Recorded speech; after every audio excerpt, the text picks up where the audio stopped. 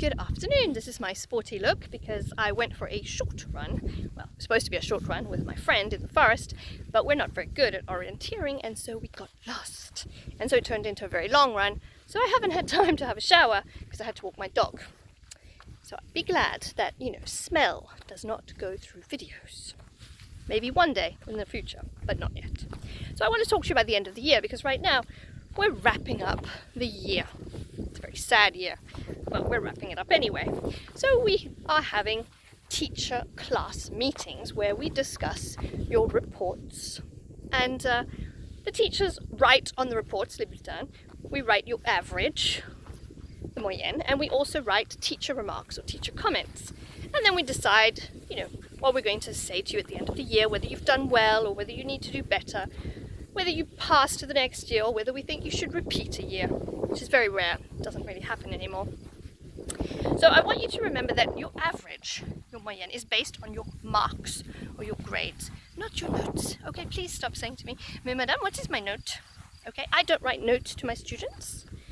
Okay, a note is a nice little piece of paper where you put nice kind words. You might leave a thank you note for your teacher, or you might leave a note for your girlfriend or for your mum or something like that. So please stop getting confused. It's a grade or a mark.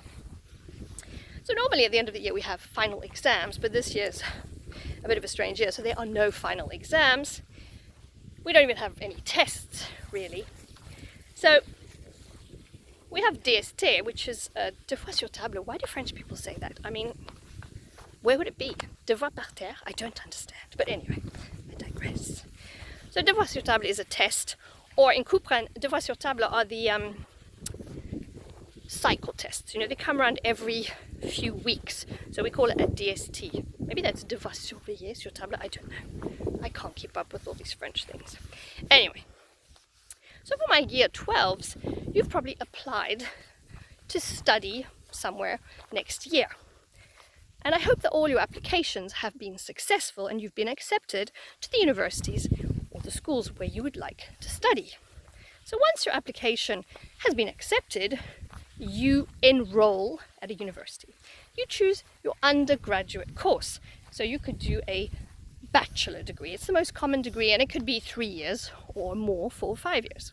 You could do a Bachelor of Arts if you want to teach English. Well, you need to do more than that, but if you're doing philosophy or history of art, you'd do a BA or a BSc, a Bachelor of Science, if you want to work in research or to be an engineer. So when you choose your degree and you enroll, you have to choose your majors, the subjects that you want to study for all the years of your degree, and the minors, the ones that you're going to do just 1 year or 1 semester during your degree.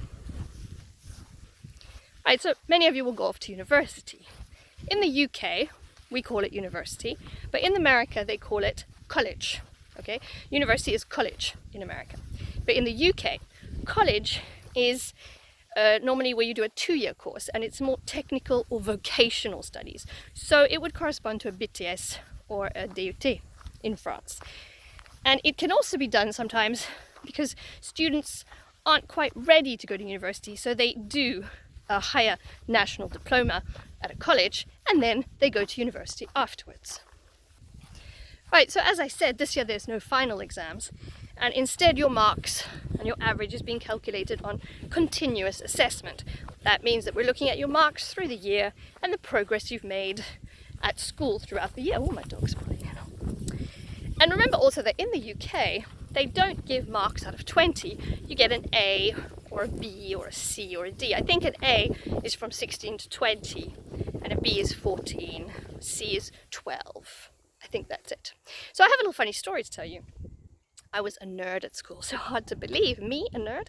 Anyway, I was a nerd, and I was really good at humanities subjects, English, Zulu, history, things like that. I was okay in maths, but I worked really hard to just pass. But I was really bad at sport, really bad. And so we also got A, B, C, D. That was how we got marks. We didn't get 18 out of 20. And I remember this is the worst mark I ever got in sport. We were doing swimming, and an E, you got an A if you're really good, and an E was can't swim. I got an F. I think I didn't even get in the pool. But anyway, My brother found that really funny, and he tells that story all the time because he wasn't very academic and he was really good at sport. But you see, look at me today.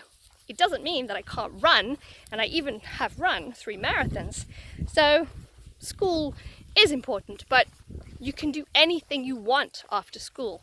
It doesn't mean you're defined by your school years. Okay? So make the most of your evening, and I hope that any of you waiting for results on Parkour Soup get some good news.